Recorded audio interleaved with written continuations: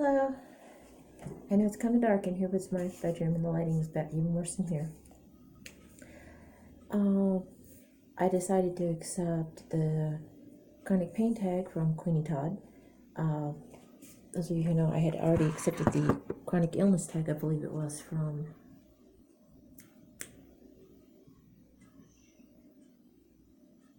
Bubba, right? Bubba's Melties? I think that's where it was.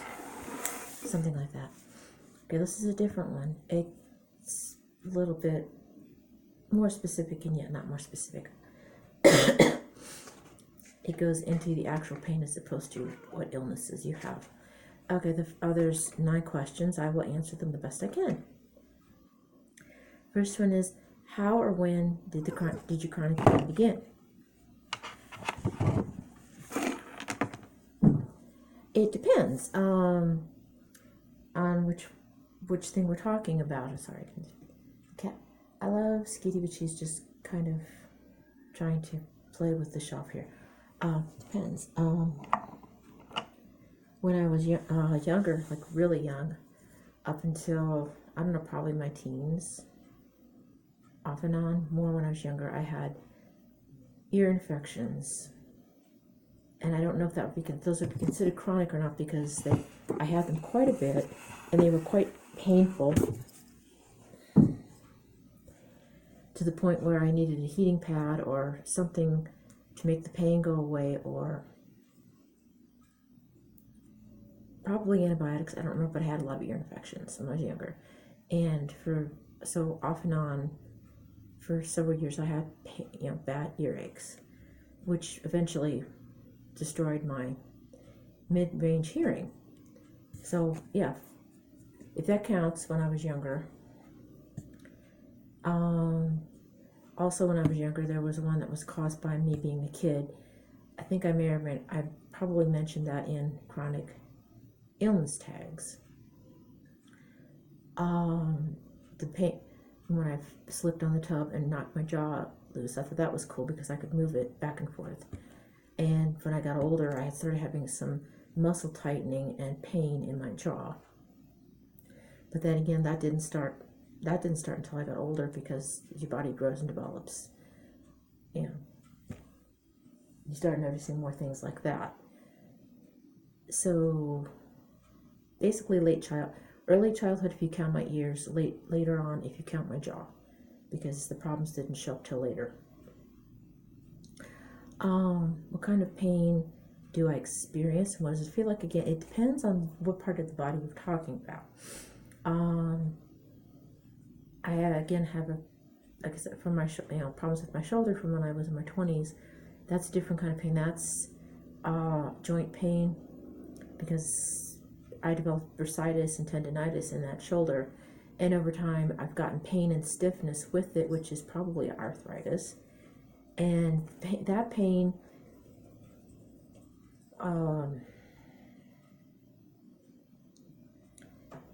is sometimes it's a dull pain that just stays with me more or less, and often later, sweetheart, it's such a bad pain that I can't even lift my arm or move my arm without having to.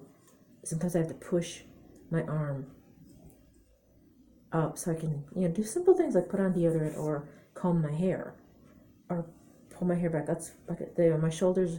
My shoulders are one reason why I decided to go with the modified mohawk, which I probably will stick with, I'm not sure, because of the limited mobility mostly in my right shoulder. I also get pain in my hands, more in my right hand than my left hand, and it's hard. Again, most problems I have, I take care of myself because I can't afford to go to a doctor. But since this is sharp pain, sometimes I could just get it in these 2 fingers and it goes down. Sometimes I get a pain in my hand and it goes from my hand to my elbow. Sometimes it goes from my elbow to my hand. Sometimes from my wrist down.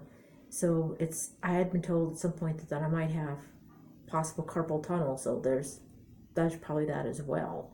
So I've got several different problems, possibly carpal tunnel, but I'm not sure. Possibly most likely also arthritis. And sometimes my hand I get a sharp pain. Sometimes it gets stiff. Sometimes it feels like it wants to lock up. Sometimes I get like a nerve twitch in my fingers.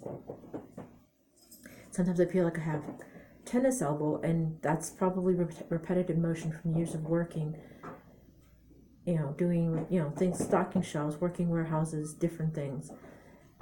Just being active in general. I used to lift weights when I was younger as well. Wear and tear kind of things. I get like I've said before, with the chronic illness tag, I have several problems with my right knee. Sometimes there's a pain, sharp pain. Sometimes there's no pain at all.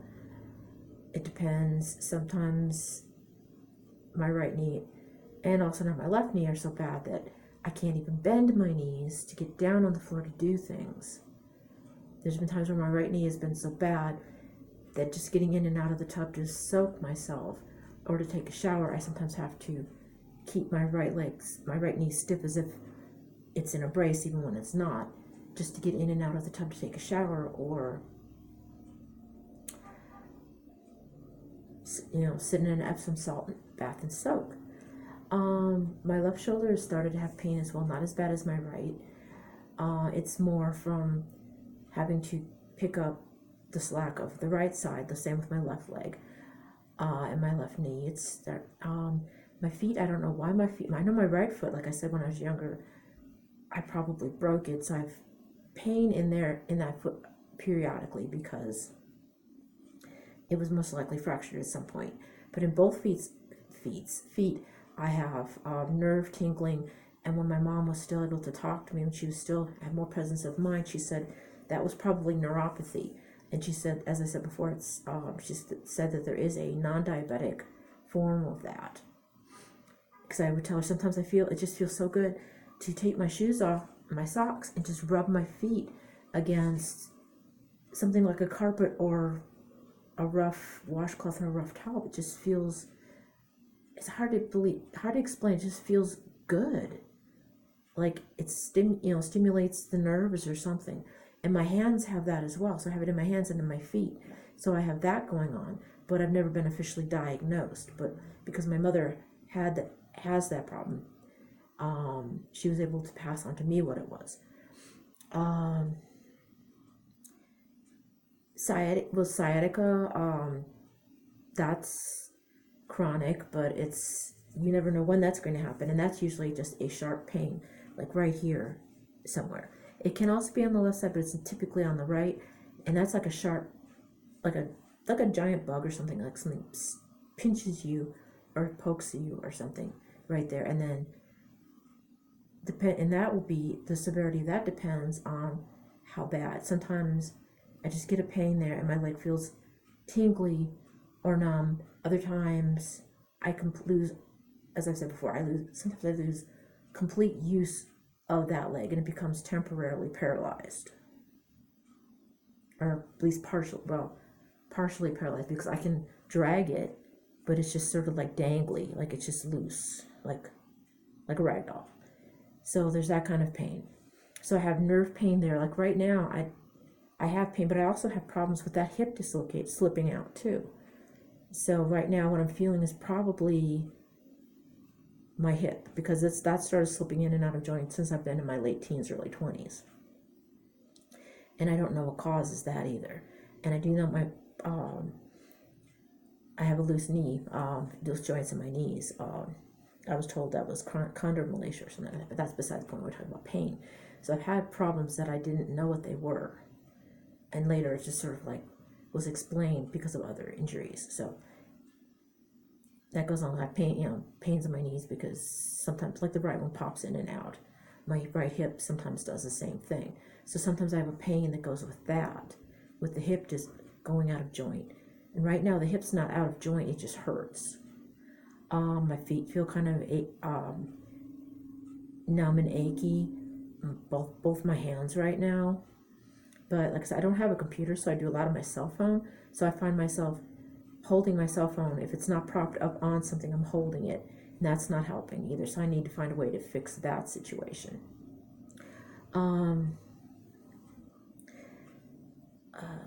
So yeah, there's some pains that become consistent and some are on and off, depending on what part of the body we're talking about. Specific triggers.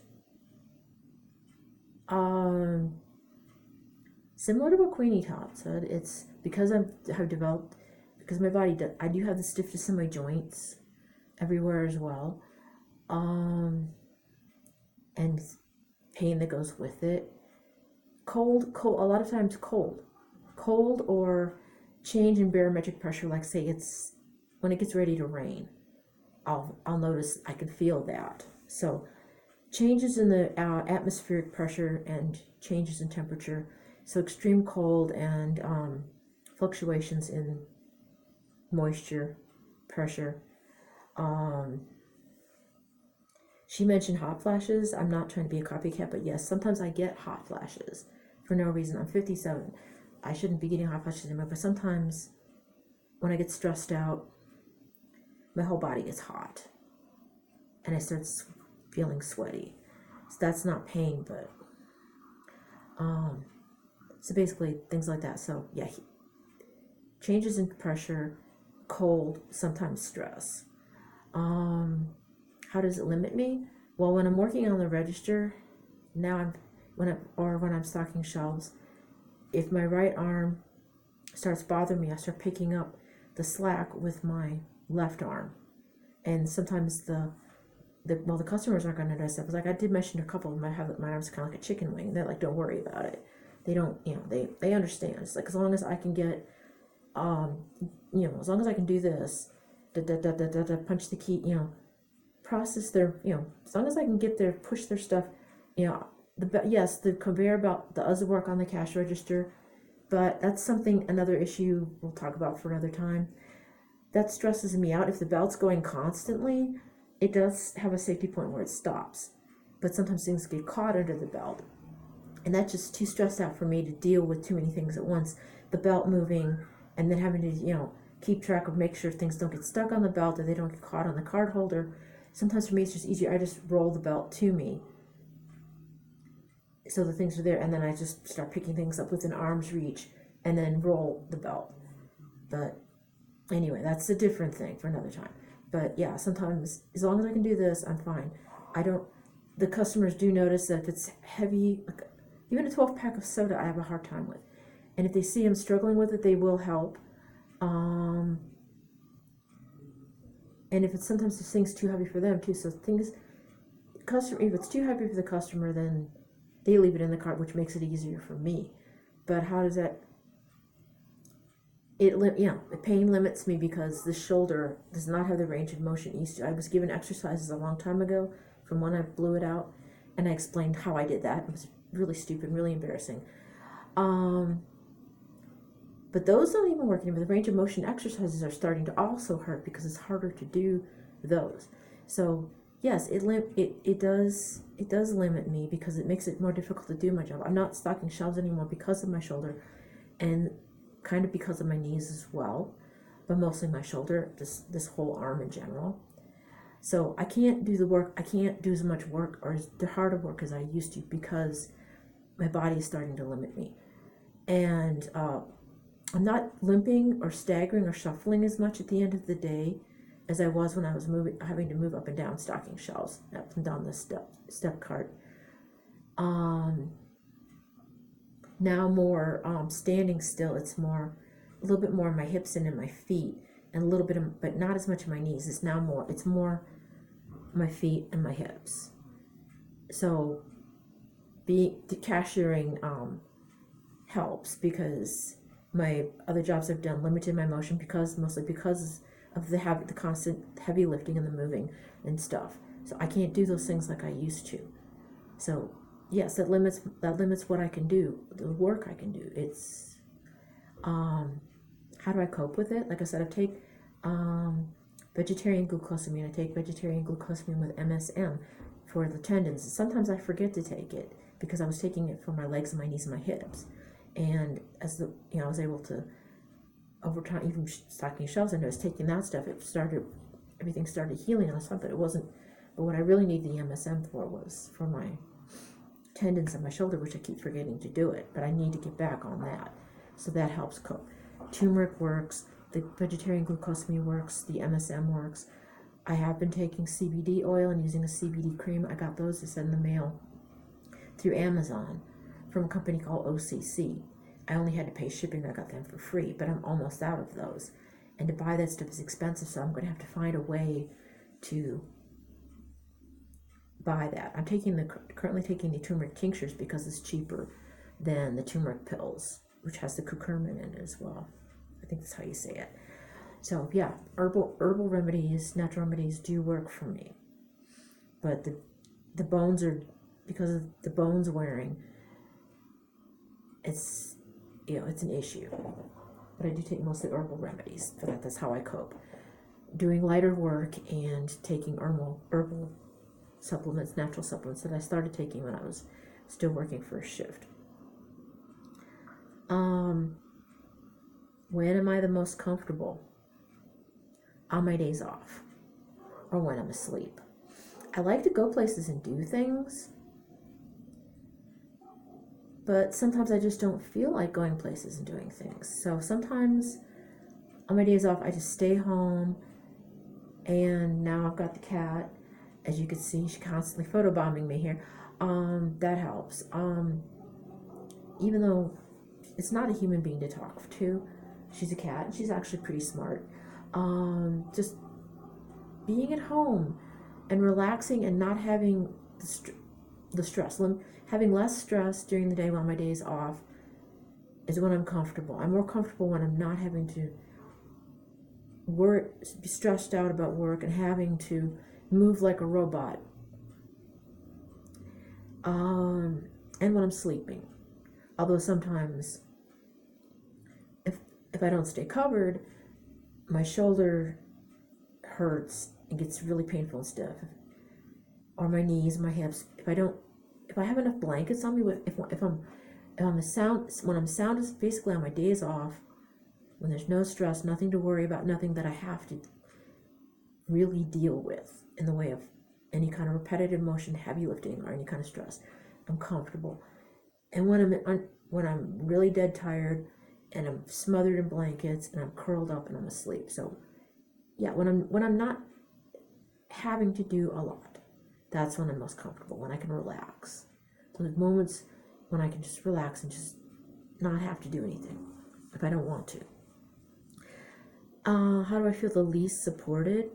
I've had problems so much with other issues, with my marriage, etc., which I won't go into, and I've mentioned them before, and I'm putting them away, putting them behind me, throwing it out, all back, because of all the because of problems I've had over the years with that, and